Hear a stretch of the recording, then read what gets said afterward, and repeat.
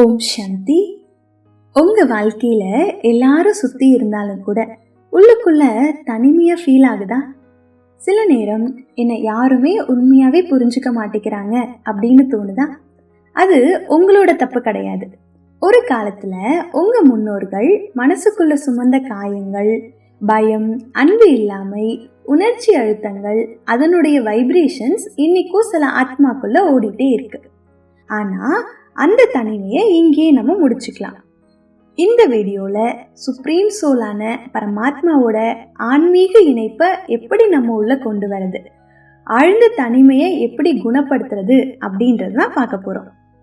பல பேர் நினைப்பாங்க, ஃப்ரெண்ட்ஸ் இல்லாததுனால தான் இந்த லோன்லினஸ் இருக்குது, ரிலேஷன்ஷிப் பிரச்சனைனால தான் இந்த லோன்லினஸ் இருக்குது. ஆனால் சில லோன்லினஸ் அதை விட ஆழமாக இருக்கும். வீட்டில் எல்லாருமே இருப்பாங்க, ஆனால் உள்ளுக்குள்ளே ஏதாவது ஒரு வெறுமை இருக்கும். சின்ன வயசுலேருந்தே அந்த வெறுமை இருக்கும். நான் தனியாக இருக்கேன் அப்படின்னு ஃபீல் ஆகும்.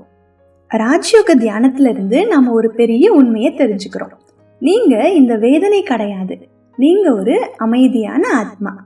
ஆனால் வாழ்க்கை அனுபவங்களும் தலைமுறை உணர்ச்சி சுமைகளும் அந்த உண்மையை மறக்க வச்சிருக்கு. இப்போது 2026 வாழ்க்கை ரொம்ப கஷ்டமாக போயிட்டு இருக்கு. Phone notifications, social media comparison, stress, over thinking, மனசு எப்போவுமே சத்தமாக இருக்குது. அந்த சத்தத்தில் ஆத்மாவினுடைய அமைதியை நம்மளால் கேட்கவே முடியறதில்ல. ஹீலிங் ஆரம்பிக்கணும் அப்படின்னா முதல்ல சைலன்ஸ் வேணும். சில நிமிஷம் கூட சரி, ஃபோன் இல்லாமல், நாய்ஸ் இல்லாமல் அமைதியாக உட்காரணும். அந்த சைலன்ஸில் தான் நம்மளுடைய உண்மையான செல்ஃப் வெளியே வர ஆரம்பிக்கும். அப்புறம் மெதுவாக புரியும், நான் இந்த லோன்லினஸ் கிடையாது, நான் இந்த எமோஷ்னல் பேர்டன் இல்லை, நான் ஒரு பீஸ்ஃபுல் சோல் அப்படின்றது. இந்த அவேர்னஸ் வந்த உடனே உள்ளே இருந்த அந்த ஹெவினஸ் கொஞ்சம் கொஞ்சமாக கரைய ஆரம்பிச்சிடும். அப்போ ஒரு டிவைன் ப்ரெசன்ஸை நம்மளால் ஃபீல் பண்ண முடியும். அது யார் தெரியுமா? அவர் தான் சுப்ரீம் சோல், நம்ம எல்லாருடைய எட்டர்னல் பேரண்ட். இந்த உலகத்தில் மனித அன்பு அழகானது, ஆனால் அது சேஞ்ச் ஆகலாம், பீப்புள் பிஸி ஆகலாம், மிஸ் அண்டர்ஸ்டாண்டிங் வரலாம், எக்ஸ்பெக்டேஷன்ஸ் ஹர்ட் பண்ணலாம். ஆனால் பரமாத்மாவோட அன்பு மட்டும் எப்போவுமே மாறாது. அவர் நம்மளை ஜட்ஜ் பண்ண மாட்டார், ரிஜெக்ட் பண்ண மாட்டார், லீவ் பண்ண மாட்டார். ராஜயோக தியானத்தில் நம்மளை ஒரு ஒளி ஆத்மாவாக நினச்சிக்கிறோம். அவர் சுப்ரீம் சோலாக இருக்காரு, அமைதியினுடைய கடலாக இருக்காரு, அன்பினுடைய கடலாக இருக்காரு. அவர் தான் சுப்ரீம் சோல். அந்த டிவைன் லைட் நம்ம மனசை தொடுறப்போ பல வருடமாக நமக்குள்ளே இருக்கக்கூடிய எமோஷ்னல் பெயின் கூட கரைய ஆரம்பிச்சிடும். நம்ம உள்ள ஒரு அழகான ஃபீலிங் வரும், நான் தனியாக கிடையாது, எனக்கு ஒரு எட்டர்னல் கனெக்ஷன் இருக்குது. அந்த கனெக்ஷன் தான் ஆன்மீக ஹீலிங்காக இருக்குது. சோல் ஹீல் ஆனால் அதனுடைய வைப்ரேஷன் ஃபேமிலி முழுக்க சேஞ்ச் ஆகும். ஏன் அப்படின்னா ஹீலிங் பர்சனல் மட்டும் கிடையாது. நீங்கள் லோன்லினஸை கேரி பண்ணுறதை நிறுத்துகிற நேரம் ஒரு புதிய எனர்ஜி உருவாகுது. ப்ளேம் இல்லாமல், ஆங்கர் இல்லாமல், அவேர்னஸால் ஹீலிங் ஆரம்பிக்குது.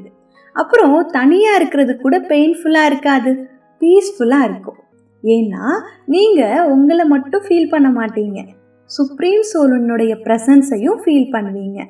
காலை எழுந்ததுக்கு அப்புறமா ஃபோன் டச் பண்ணுறதுக்கு முன்னாடி 5 நிமிஷம் அமைதியாக உட்காருங்க. மனசுக்குள்ளே சொல்லுங்க, நான் ஒரு அமைதியான ஆத்மா, பரமாத்மா என்னோட இருக்கிறாரு, பரமாத்மா என்னை தேர்ந்தெடுத்திருக்காரு. டே முழுக்க சில செகண்ட்ஸ் இந்த விஷயங்களை நினைவு செய்யுங்க. பரமாத்மா கூட கனெக்ட் ஆகுங்க. நைட்டு தூங்குறதுக்கு முன்னாடி எல்லா எமோஷ்னல் பெயினையும் டிவைன் லைட்க்கு சரண்டர் பண்ணுங்க. மெதுவாக லோன்லினஸ் டிஸப்பியர் ஆக ஆரம்பிக்கும். அதுக்கு பதிலாக ஒரு டீப் இன்னர் பீஸ் வரும். ஒருவேளை இந்த லோன்லினஸ் உங்களோடையே இருந்ததே இல்லை, அப்போது இந்த தலைமுறை வழியை ஹீல் பண்ண தேர்ந்தெடுக்கப்பட்ட ஆத்மா நீங்கள் தான். அமைதியினால், ஆன்மீக அவேர்னஸ்னால, பரமாத்மா கனெக்ஷன் மூலமாக இந்த சைக்கிளை நம்ம இங்கேயே முடிச்சுக்கலாம். இந்த விஷயத்தை ஞாபகம் வச்சுக்கோங்க, நீங்கள் ஒருபோதும் தனியாக கிடையாது. தேங்க்யூ. ஓம் சாந்தி.